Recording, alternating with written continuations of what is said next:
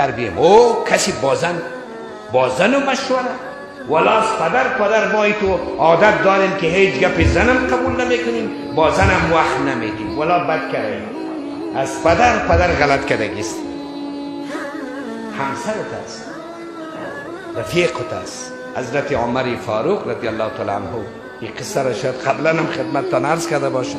یک کسی یک عریضه داشت از خانه‌اش آمد گفت که یا امیر المؤمنین یک عریضه دارم گفت تو باش که همین نان نوش جان میکنیم بعد از او باز عریضه تا میگیریم.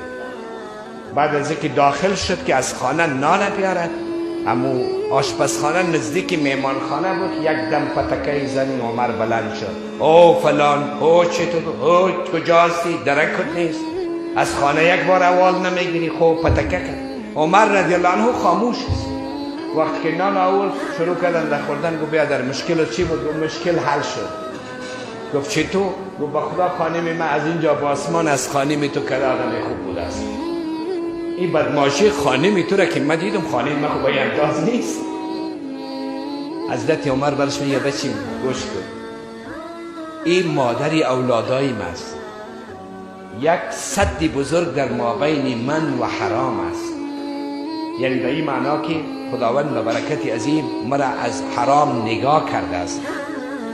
در خدمت خانه می باشد مشکلات های خانه را متقبل و متحمل می شود. لباس های من می شوید لباس های من می دوزد اولادای من تربیت می کنند. وقتی که من در خدمت مردم می باشم وقتی که داخل خانه می شم آیا وقت حق نداره که یک 4 پتکه کنم؟ بیاین ما و شما بپذیریم یگان پتکه را. اگر سختی می کنیم دشمن در کمین است. 4 اطراف من کمین است و کلان چیزا متلکا ماندگی است.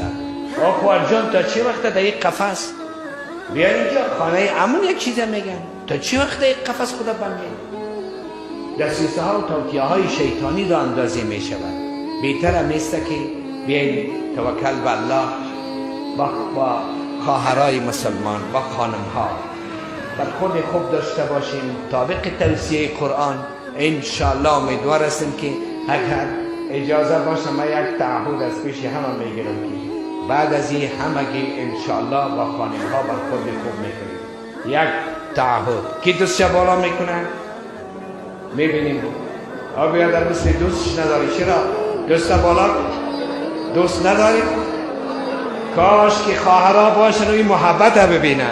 موفق کامیاب باشید. السلام علیکم و رحمت الله.